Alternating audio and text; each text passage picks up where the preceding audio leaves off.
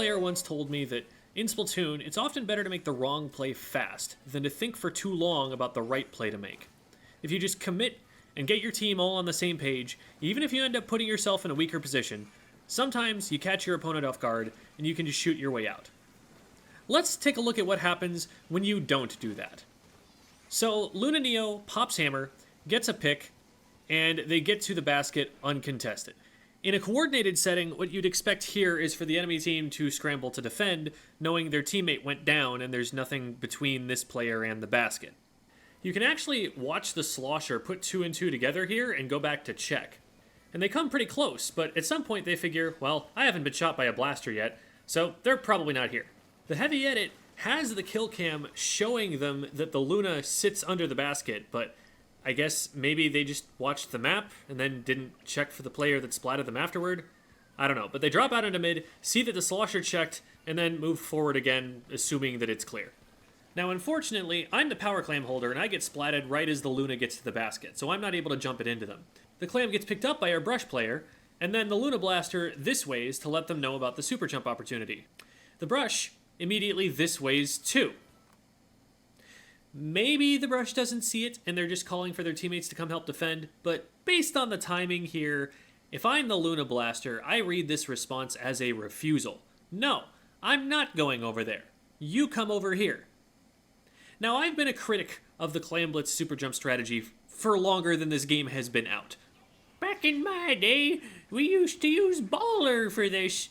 And after training to use those jumps for months, we realized that they weren't helping us win games. Usually the reason it doesn't work is that the player under the basket gets caught, and there isn't a lot of scoring potential on the play, so you're giving up multiple players in exchange for fewer than 20 points and giving the enemy team a pity clam.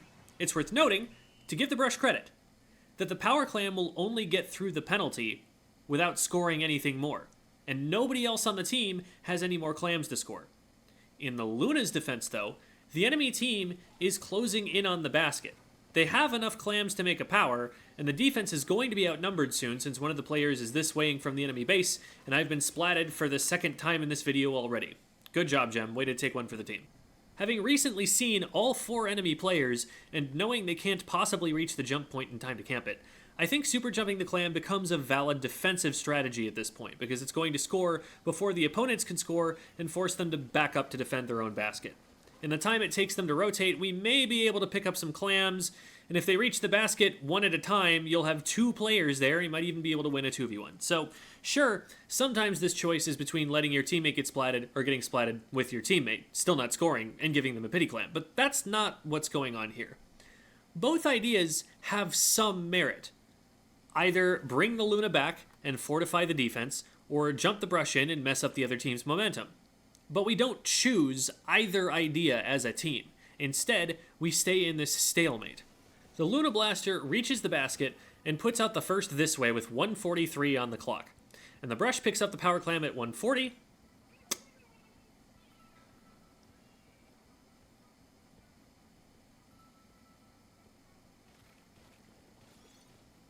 I go down at 1:27.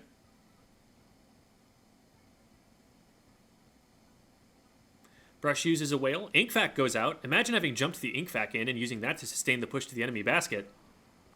At this point, having watched for the last 20 seconds with pain in my heart, I super jump to the Luna Blaster and start pinging this way with them. Someone's got to commit to something, so maybe if I cast my vote with one of them, the other will cave. The brush is getting chased around by a Kraken, but not so much that they couldn't jump. When I see they're still not jumping, I start to move back toward mid to flank the enemy team, because otherwise they're just going to swarm the basket 4v2. Finally, I guess maybe because they see an enemy player go down at the basket, knowing we have 2 players nearby, they finally decide that it's safe, and they jump the clam in at 1:03, scoring at 1 minute. At this point, I'm all the way in mid. I'm actually too far back to help, because it seemed like the fight was going to stay at our basket. We had a player almost totally inactive for 40 seconds, waiting for jumps, and the player who could have jumped appeared to have seen that and stood their ground the whole time.